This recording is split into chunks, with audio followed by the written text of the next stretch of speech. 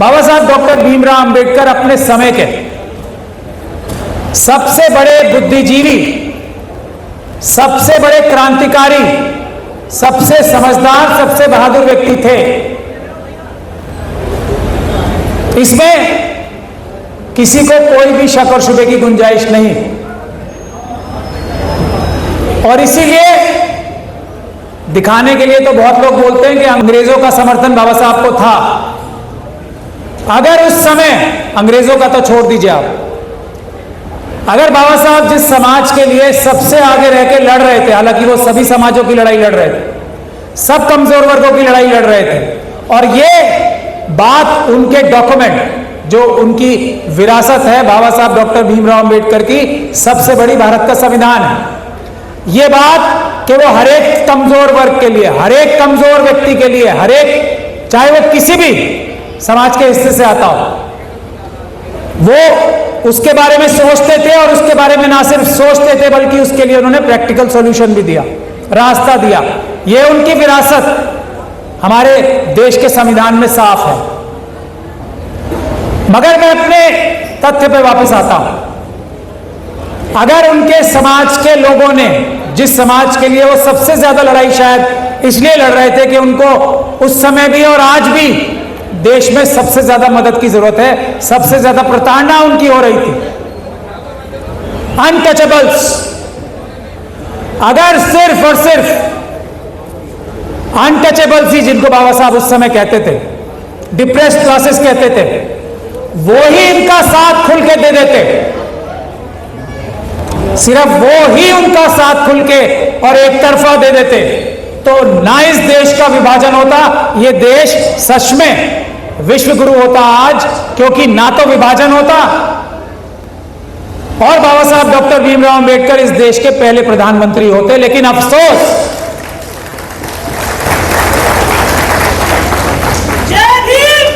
जिन लोगों के लिए, जिन्हें वो डिप्रेस्ड क्लास कहते थे, जान हथेली पे लेके सबसे लड़ाई झगड़ा, सबसे अक्रॉस द बोर्ड, अगर मैं कहूं तो बाहर के लोगों से भी और अंदर के लोगों से भी सबसे लड़ाई झगड़ा हुआ। बाबा साहब को खुद अंडे और टमाटर उनके अपने लोगों ने मारे, जब वो आज जहां वो मंदिर है ना, मंदिर मार्ग पे दिल्ली में, वाल्मीकि मंदिर, बाबा साहब को खुद अपने लोगों ने, क्योंकि गांधी जी वहां बैठे हुए थे, अपने लोगों ने बेइज्जत किया। तो मैं आपको इसीलिए मुख्य बात बता रहा हूं, बाबा साहब तो बहुत बड़े व्यक्ति थे, उनके बारे में तो जितना बोला जाए कम है। उसका एक छोटा सा एग्जाम्पल फूलन देवी, क्योंकि बाबा साहब ने एक रास्ता दिया संविधान का। आज पूरी ताकत से मनुवादी मानसिकता के लोग इसी चीज पे लगे हुए हैं ना, किसी तरह से इस संविधान को डाइल्यूट कर दो, अभी खत्म नहीं करें, खत्म करने के लिए बोल रहे हैं, लेकिन इसको, इसकी धार को पैना कर दो। दिन रात दिखाने के लिए संविधान, वोट लेने के लिए संविधान, माथा टेकने के लिए संविधान, अमल करने के लिए संविधान का दूर से दूर तक रिश्ता नाता ही नहीं रखना, संविधान को बिल्कुल ही आसपास भी नहीं आने देना, अमल करने के लिए। अगर फूलन देवी साहिबा के पास वो बाबा साहब के संविधान का कोई भी समाधान दूर से दूर तक भी होता, तो क्या वो करने की नौबत आती जो उन्होंने किया। और इस बात पे मुझे कहने में कोई शर्म और लिहाज नहीं है, जब किसी भी इज्जतदार इंसान को, महिला को धक्का दे दे के आप दीवार तक ले जाओगे तो वो वापस पलट के अटैक करेगा। और अगर वो अटैक करेगा और उसने अपना सही रूप दिखाया तो फिर सामने कोई ठहर नहीं पाता। यही फूलन देवी साहब के साथ हुआ। चलिए, हो गया। उसके बाद क्या समाज ने उन्हें वो इज्जत, ये सब हम सबके ऊपर आती है बात, क्या वो इज्जत दी उनको जिसकी वो हकदार थी? कौन करेगा इतनी बहादुरी?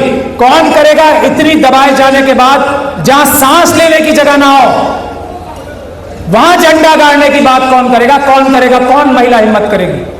उन्होंने की, लेकिन समाज के लोगों ने क्या उनका उतना साथ दिया?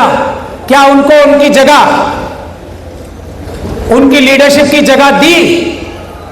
बहुत दुख के साथ कहना पड़ता है, नहीं दी।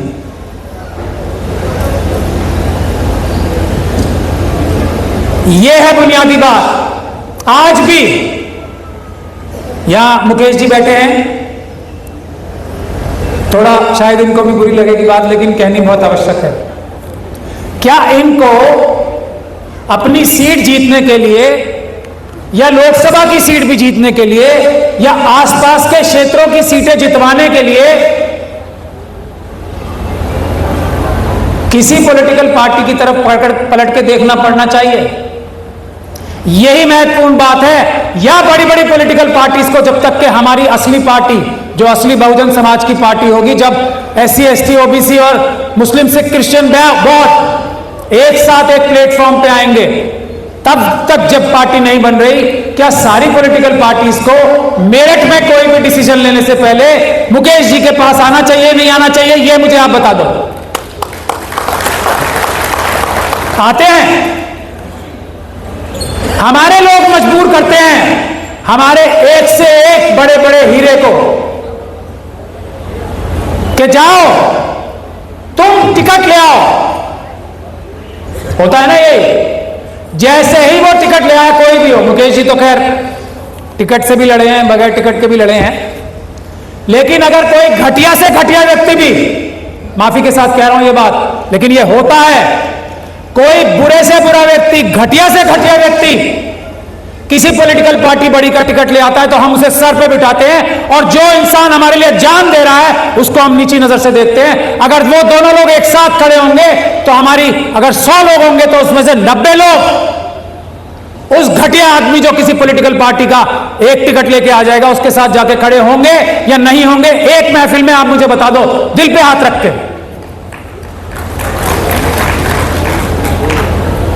यह है बुनियाद। इस सारे जड़ और बुनियाद ये है, हम अपने अच्छे अच्छे हीरो को लात मार के पत्थर की तरह, कोयले की तरह बना देते हैं, और इसी वजह से ताकत आती है पॉलिटिकल पार्टीज की कि वो किसी के भी सर पे ताज रखे और उसको कहें ये तुम्हारा नेता है, और फिर हम उसके सामने सर झुका दें। और इससे सिर्फ हम लोग तो खैर बहादुर लोग हैं, झेल ही रहे हैं, हमें क्या फर्क पड़ रहा है? हमारे समाजों को इससे बुरा बुरा टाइम देख लिया, और भी बुरा देखने की ताकत रखते हैं, कोई उखाड़ नहीं पाएगा कमजोर लोगों का कुछ भी। और जब हम अपनी पे आएंगे तो वो फोटो देख लो आप। हम तो बाबा साहब की इज्जत करते हैं ना, दूसरी फोटो भी है वहां पे, इसीलिए संविधान से चलते हैं। कोई मजबूरी नहीं है हमारी संविधान से चलने की। हमारे सबसे बड़े नेता ने पिछली 1 सदी की संविधान दिया था, इसलिए संविधान पे चलते हैं, वरना दूसरी फोटो आप सब देख लो खुद। मैं ये आपको नहीं, मनुवादियों को बता रहा हूं। हमारे आदमी का संविधान है, इसलिए सब जुल्म सह के भी हम कहते हैं नहीं संविधान से चलेंगे। औकात नहीं है किसी की हमारे सामने खड़े होने की। अगर हम संविधान भूल जाएं तो ये तय बात है, इसमें कोई ढकी छुपी बात नहीं कह रहा हूं मैं, लेकिन हम नहीं भूल सकते क्योंकि हमारा वादा है बाबा साहब से। अच्छा, ये जो बड़ी बड़ी पॉलिटिकल पार्टीज हैं, इनका अपना क्या असर हो रहा है? किस वजह से हो रहा है? क्योंकि गधे, बेकार आदमी के सर पे ताज रखा और वो MP MLA बन के आ गया। ना उसको समस्या का पता है, ना समाधान का पता है, ना लोगों से टच है, और ना वो रीढ़ की हड्डी है। तो नुकसान किसका हो रहा है अल्टीमेटली? ये जो बड़ी बड़ी पॉलिटिकल पार्टीज हैं, नुकसान उनका भी हो रहा। बहुत ध्यान से सुनने की बात है, इतनी सी बात है, अगर आप लोग इस पे अमल करना शुरू कर दो तो ज्यादातर समाधान हो जाएंगे।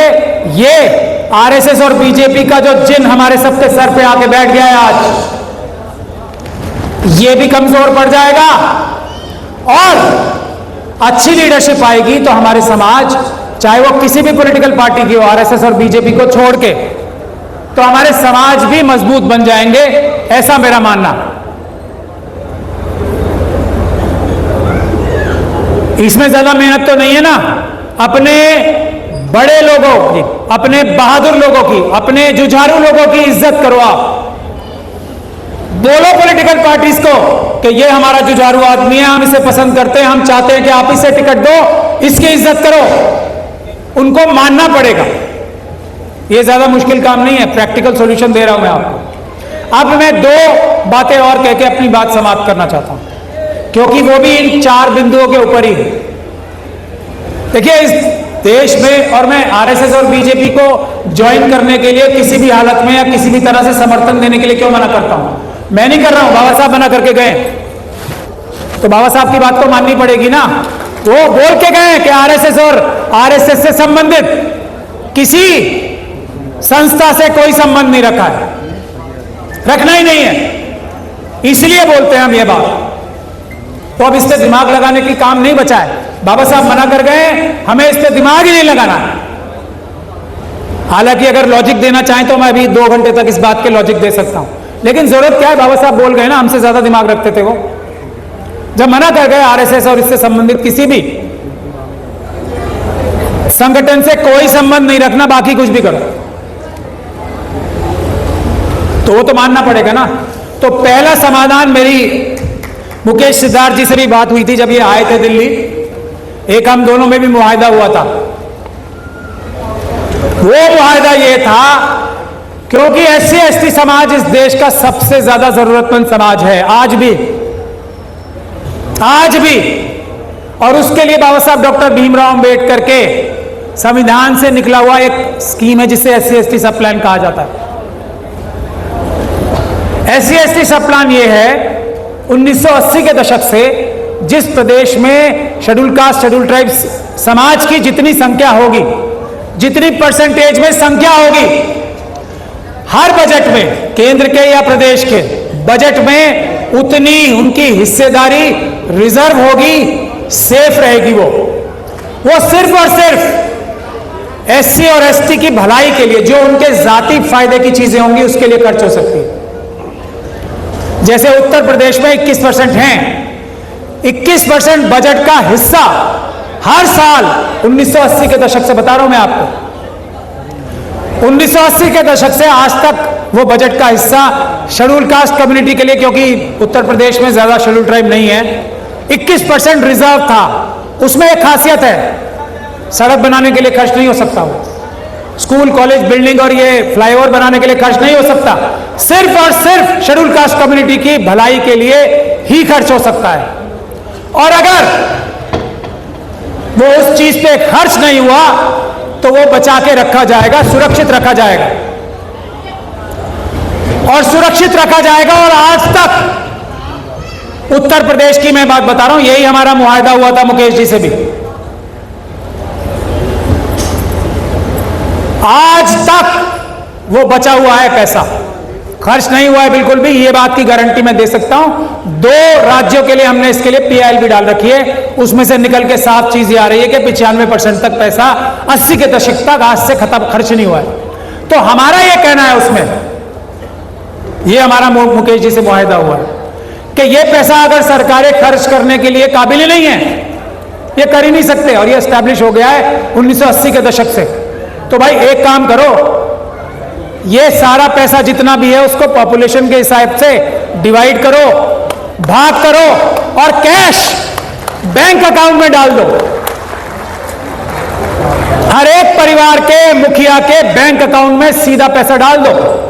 अब आपको मैं ये बताना चाहता हूं कि उत्तर प्रदेश के लिए और बाकी प्रदेशों के लिए हमने बहुत डिटेल में इसमें रिसर्च की है, तो आप क्या अंदाजा लगा सकते हैं कि ये आपके हक का पैसा उत्तर प्रदेश के हर एक परिवार के लिए जो बचा हुआ आपका अपना पैसा है, बाबा साहब का दिया हुआ पैसा है, कितना होगा वो? आज मिला के वो 1 करोड़ होगा एक परिवार के लिए। कितना? 1 करोड़। क्या इसके लिए आप संघर्ष करने को तैयार हो?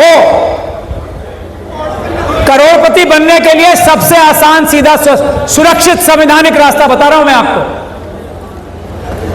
1-1 करोड़ रुपए एक परिवार के पास। और हमारी बहन जो है थोड़ा शायद इस पे हंस रही हैं, मैं कोई भी बात बिल्कुल सच्ची तथ्यों के आधार पे करता हूं, रिकॉर्ड के आधार पे। ये 15 लाख वाला बात नहीं कर रहा हूं मैं, ये रिकॉर्ड में आपका पैसा है, चुरा रखा है सरकारों ने।